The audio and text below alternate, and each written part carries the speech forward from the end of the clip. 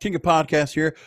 I hope you love what I'm putting out here on the YouTube channel, and I hope you'll support me by going to my special Amazon link, kingofamazon.com. That's kingofamazon.com.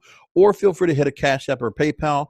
The places where you can find it are on the screen, or if you're listening in, it's at King of All Podcasts on Cash App and King of Podcasts on PayPal. Oh, you LA Times people in your clickbait. I'm watching a ton of porn. Is that okay?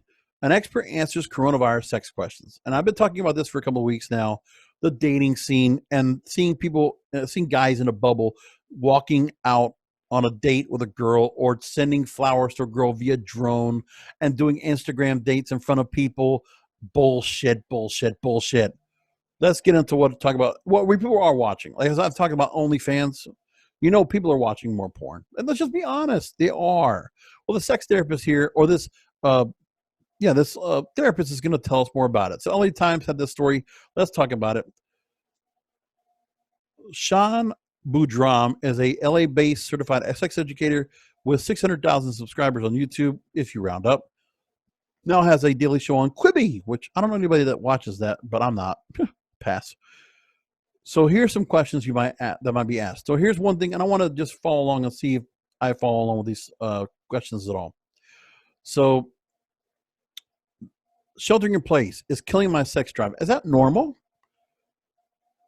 And here's the question: is it 100% natural for too much proximity to kill sex drive, and not even just too much proximity, but a lot of proximity amidst this very stressful time with constant negative news? That is not a natural aphrodisiac. The result, you don't feel like having sex.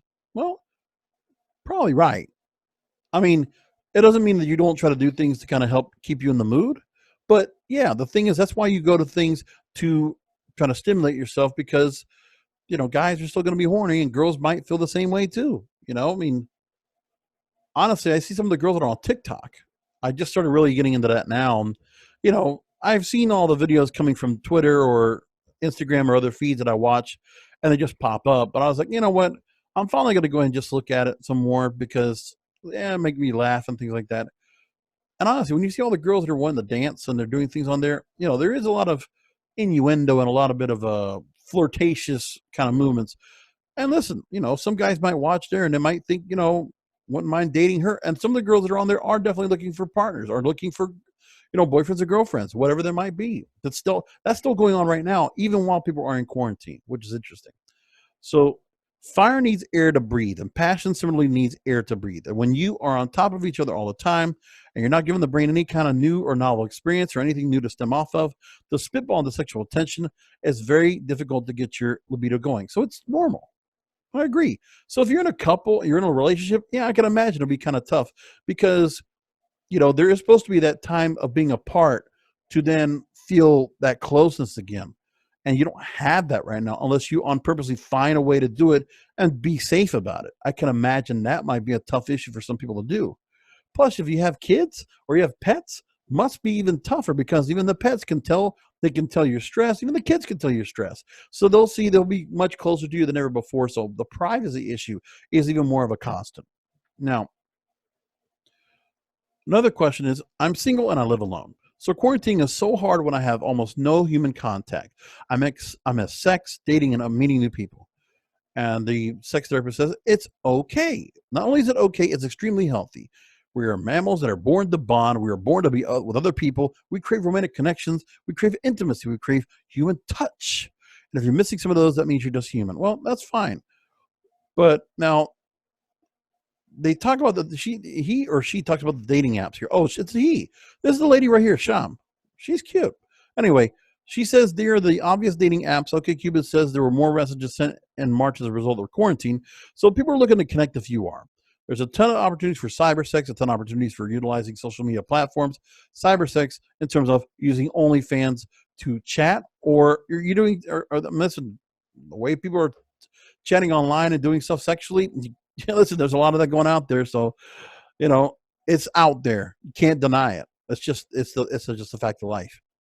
So there are ways to ensure that you still have sexual connection to others without compromising your health. Next, here's the bigger question. I've been watching a ton of porn lately. It somehow feels wrong. You know, who am I to judge? I'm not. And I wonder what she's going to say. So, no, you should definitely check out some of the stats from Pornhub and other sites about porn consumption these days. They're also finding spikes in porn watching really, really late into the night. So people are staying up later because they're not going to work, and that leads to more porn consumption. That is normal. I think it's actually quite beautiful because it's people trying to create a normal during these very abnormal times and preserving sex, making sex still be a thing. That's okay at a time where we can't be in touch or would be within 6 feet of people. It can actually be very soothing, a coping mechanism for some people. I can't knock that.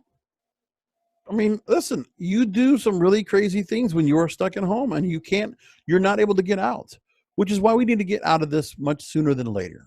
And we're getting there right now. People listen, they want to go out to the beach, they want to go out some air, get some fresh air, get some sun, go, hit the pool, go out to the park, whatever. People want to get out. So you might be feeling this right now, but trust me, we're all going to get to a point where we're going to get out of this now, wherever you are.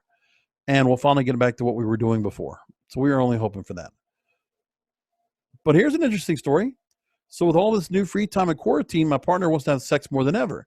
How can we find a sexual balance that works for both of us? Well, it's kind of different when you're not out there like you normally are, where it's not like you're dating, unless you're like dating somebody, you're just like in a newlywed mode, then you're just both like a couple of rabbits, I guess. So she says, I think the balance comes in looking at coping strategies versus sexual libido. Your coping strategies might massively impact why you want to have sex more or why you're not interested in sex at all. There are going to be so many babies at the end of this year as a result of quarantine, but a lot of people have no interest in having sex at all. Stress is not a natural sexual pick-me-up. On the flip side, though, there's something known as arousal confusion. And that's what happens when your body misinterprets signals like adrenaline spikes and elevated heart rate that are due to fear of stress and that your body can perceive as physiological arousal. So stress can actually make somebody get hornier or heighten feelings that can make someone get horny. It's kind of similar to why some people get really horny during an argument. So that might be happening to your partner. You might be having the adverse reaction, and the way to meet in the middle is to focus more on how we are handling this uniquely stressful line. What are our tools and strategies to bring us both to a space where we feel good and we're making the best, healthiest decisions for ourselves?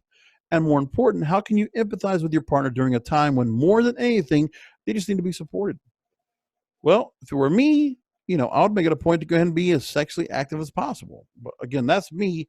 And I'm not getting anything like that because I do not have a partner or, any significant other right now, you know, and I prefer women, by the way, if you're asking. But either which way, that's where we're at right now. And another question, found myself masturbating a lot more than usual. Is this normal? So again, this therapist says, I don't think that anyone gets to say what's normal during an unprecedented, historically unique time. So don't be so hard on yourself. That's my advice for everybody. Make yourself feel okay. And that may look different for each person. Don't worry so much about what everybody else is doing. Really focus on what's enriching you and what's allowing you to have the best shot at coming out of this as healthy and as happy as possible. If masturbation is part of that formula for you, I'd say absolutely continue. So interesting. I mean, somebody should actually be talking about that. Listen, we need to find ways to cope until we get out. But it's only for a short while longer. I really believe that. So I hope for all of you out there, I'll be doing videos where we're not talking about a pandemic. We'll have other things to talk about. But I know one thing that I'm doing right now is that this is one of my coping mechanisms.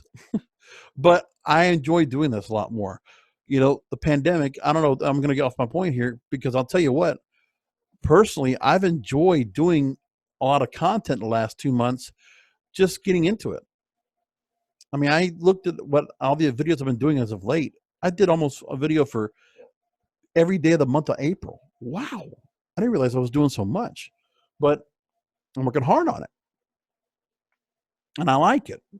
I don't think I can do it every single day. I'll try, but it's gotten me, the time I've had has made it much easier for me to go and do videos where I could do it like this and put a nice light on. Because now I finally got this set down where I can set this up real quick, do it, and snap, be done. And all it takes longer for me to just to put it together.